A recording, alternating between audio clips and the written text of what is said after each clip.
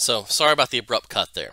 And so, kind of picking up on where we left off, we can see the extensive connections here around the UAE and Oman, excavations of the kingdom of Dilmun, which is believed to have represented most of the shores of Saudi Arabia, Bahrain, and Qatar. Here, also show those strong connections to the Indus River Valley system, and then trade up into the Persian Gulf into Mesopotamia. And so one of the reasons we can see this is an Akkadian seal. And in the center of this representation, we have the longhorned water buffalo, which is native to the Indus River Valley system, becoming an intricate symbol here. And in the text of a lot of these seals for the Akkadian dynasty, we mention trade with the kingdom of Melhua, and that is believed to represent the Indus River Valley civilization in Akkadian texts. So we can see those connections. Now, the stamp seals that we talked about that are carved in the Indus River Valley system, those also show up in Mesopotamia. And Wheeler's excavations at Mohenjo Daro believed to have represented a large community of foreign individuals who were likely Mesopotamians, based on Wheeler's interpretation, who were living in Mohenjo-Daro, these traders who had come to live here to facilitate the trade of goods back and forth. And that kind of transitions well into our discussion of the site itself. Mohenjo-Daro is perhaps the best known and the largest of these Harappan civilization sites, Indus Valley civilization sites. It's located on a floodplain between the Indus and the Ghaggar-Hakar rivers in modern Pakistan. So it's in this large open floodplain, which kind of makes it an ideal location to support a large population. Excavations were begun in 1924 and it continued until 1965, and they've only touched a fraction of the site. Here you can see the area of Wheeler's excavations in the 1950s that have been covered. Moving through here, the other areas on the citadel and into the lower town. And you can see the excavations inside the lower town themselves are largely limited. This site is massive. It's 1.2 square kilometers and probably had a population in antiquity of around 40 to 50,000 people. So the excavations have primarily focused on the citadel, this area to the west around the site, and there archaeologists have found a large public bath system complex and a series of roughly pillared halls. And so this represents a kind of a large public area, and interpretations of this have largely centered around communal rituals that bring people together, like feasting and public bathing. And I don't know how much of the actual ideas of bathing as an important ritual activity in the past are supported in the archaeology, more so than it's drawn from Wheeler's own understanding of ritual purity in modern Indians and Pakistani society. Hindus wash themselves in the Ganges in the Indus rivers, right? So we can kind of think about this as part of the ideas of ritual purity. And the caste system itself is based on ritual purity and association, cleanliness towards the gods through the sense. So I think a lot of our ideas around bathing as an important ritual activity archaeologically are tied in with our kind of unmistakable understandings of the world around us. And we've talked about this before. Now, excavations in the lower town, however, revealed a well-planned city with streets, alleys, and the water management systems we already talked about. But at the heart of the city was a central marketplace, and you can kind of see it here from the reconstruction.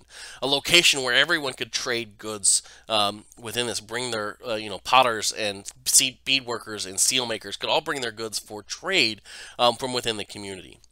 Now, houses were built on the same plan. They're oriented towards the cardinal directions, north, south, east, and west, and they're roughly the same size. And this is kind of important, especially when we think about the fact that there were no palaces or temple complexes recovered in either the citadel or lower town. Now, there's a lot of this site that's been unexcavated, and it's possible that those areas remain within the unexcavated portions of the site. However, most of the Citadel Mound has been explored, and if there was going to be a temple or palace complex, we would generally assume it would be in the area with the ritual baths and large gathering areas.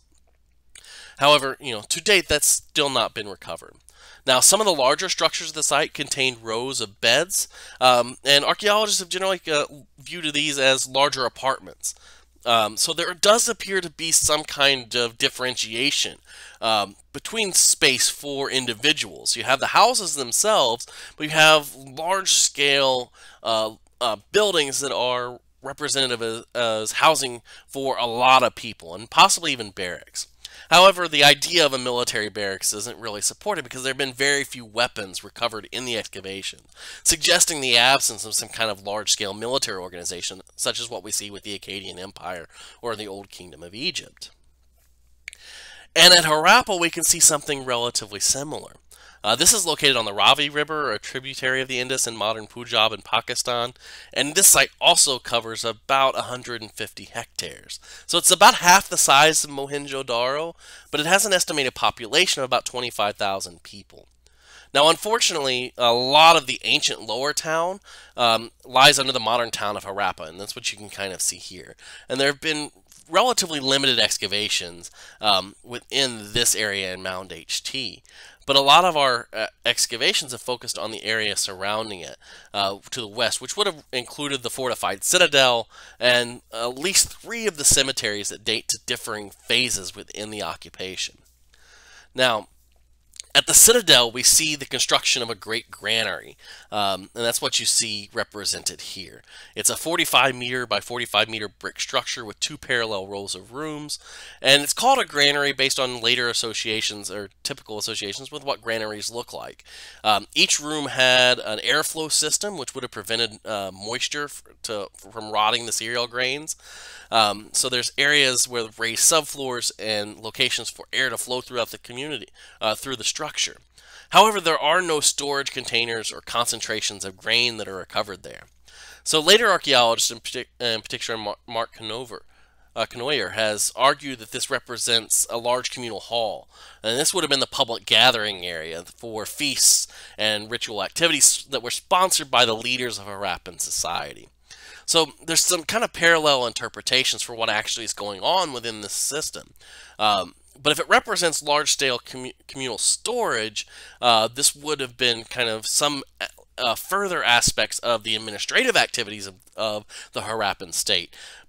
But if it represents a gathering hall, it may be a way in which those groups of people negotiated those systems of power and exchange through the Harappan society. Now, excavations since 1920 have also revealed significant evidence for craft production, particularly in beadworking and pottery, and that's what you can kind of see around this reconstruction of the excavations at Harappa.